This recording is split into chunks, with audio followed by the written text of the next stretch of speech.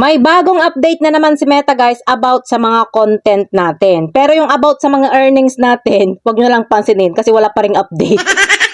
Mababa pa rin.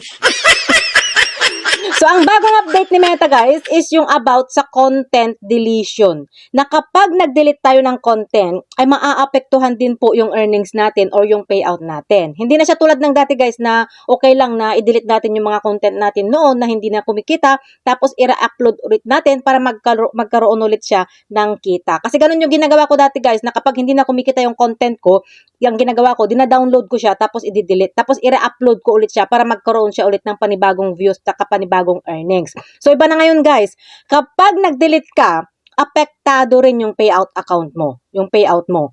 Kaya iwasan po natin ang mag-delete kung wala naman itong violation. Or, mas maganda na pag-isipan nyo na lang ng mabuti yung mga content nyo kung okay ba siya o hindi bago nyo siya i-upload para maiwasan natin na i-delete agad pagkatapos natin i-upload.